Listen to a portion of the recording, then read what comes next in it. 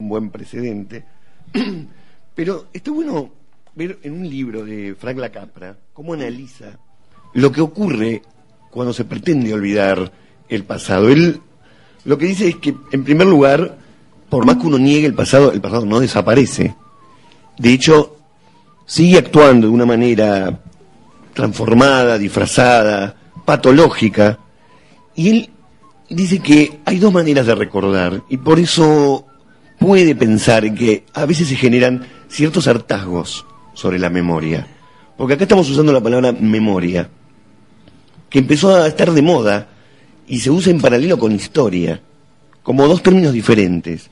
Walter Benjamin decía que la memoria sería el relato de los derrotados, porque la historia la escriben los que ganan.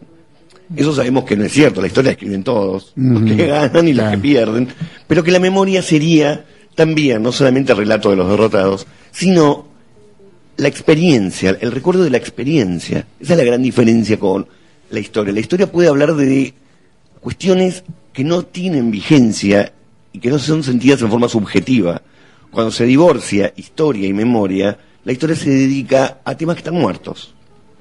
En la medida en que profundiza en el tema de la memoria es que está tocando temas que todavía siguen vigentes, aunque hayan ocurrido hace mucho. Y el problema es de lo que habla Lacapra cuando habla de la diferencia entre la melancolía y el duelo. Él dice que hay cierta forma de memoria que está muy representada en muchos de los museos, que tiene que ver con algo así como un sabor agridulce, en el cual uno dice: uy, pobres, mira lo que les pasó, qué pena, gracias, me traen un vaso de agua, Perdón, sí. Y que es una memoria muerta. Esa memoria que uno ve expuesto en un museo y al que no le pasa nada, simplemente algún sentimiento de qué feo lo que les pasó a los de aquella época. Esa es una reflexión que genera o una angustia que no conduce a nada, o una pasividad, uno frente al objeto de lo que ocurrió tomando una distancia. De lo que habla él es la historia debe generar algo que no sea pasivo. El recuerdo debe generar algo activo. Y por lo tanto, habla del duelo. El duelo como diferente a la melancolía. El duelo como elaboración de lo que ha ocurrido.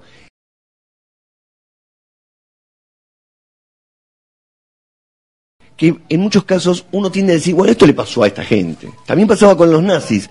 Adorno decía que hay mucha gente que decía, bueno, lo que pasó con el fascismo no le pasó a todos, le pasó a una parte.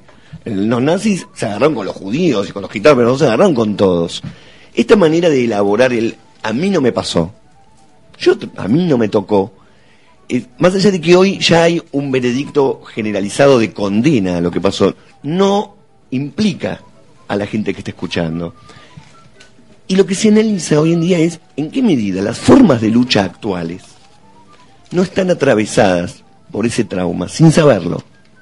Por ejemplo, todavía el discurso político general no ha retomado utopías.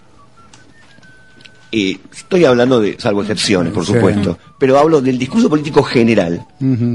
Habla de los derechos humanos, habla de la vigencia de las instituciones, habla de libertad, etcétera, pero no habla de utopías. Las utopías todavía, la sociedad argentina no se permite a sí misma soñarlas. Utopías, aquello que puede parecer imposible, pero que motoriza un sentido de lucha. Esto, en gran medida, está tapado por aquella derrota.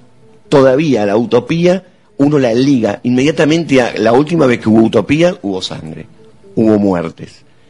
Esto es uno de los objetivos de, por ejemplo, por qué debemos seguir hablando de los 70 y seguir elaborando todo lo que pasó, no solamente lo que hicieron la dictadura, también lo que hicieron el movimiento popular, también los errores fuertes que cometió el movimiento popular, y digo errores a veces gravísimos. Pero no está solamente en el terreno de lo simbólico el problema. Esto es un problema simbólico con toda la importancia que tiene lo simbólico. Acá cuando nos hablan de olvidar los 70 también nos están hablando de olvidar que la estructura de clases y de reparto de la riqueza que rige la Argentina hoy en día nació en el 76. Que muchas de las fortunas de los grandes grupos económicos de la Argentina de hoy nacieron en el 76. Eso no es simbólico, eso es concretísimo. Y en el caso concreto de los medios de comunicación, olvidar los 70, hablar un tipo como Caparrós. No me extraña que la Nación lo saque, pero un tipo, o gente que viene del progresismo, hablar de que el gobierno utiliza los 70 para especular políticamente, más allá de que sea cierto o no, decir eso, ¿a quién beneficia? Hoy en día, en gran medida, la agenda política, el enfrentamiento entre el gobierno y el Grupo Clarín, está o pasa por la discusión de lo que pasó en los 70. Si se encontraba Magneto con uno de los tipos que torturaba a los Greiber, olvidar los 70, ¿qué implica? Darle o legitimar todo lo que en ese momento pasó y que sigue vigente, porque no es algo del pasado, sigue vigente. En gran medida al juez Garzón no se le permitió investigar los crímenes del franquismo porque la clase dominante española nació con el franquismo. Tiene vigencia, no es una cuestión del pasado. Quería cerrar con una frase de George Orwell de 1984, que, o sea, 1984 es el libro que escribió hace como 50, 60 años, en el que dice: quienes manejan el pasado manejan el futuro. Déjenos seguir recordando, porque no es una cuestión de nostalgia, es una cuestión de duelo y es una cuestión de justamente poder reelaborar las cosas que por ahora y todavía nos siguen obstruyendo para poder pensar en el futuro. La historia es según quien la escriba. Sergio Wisniewski es Gente de a pie.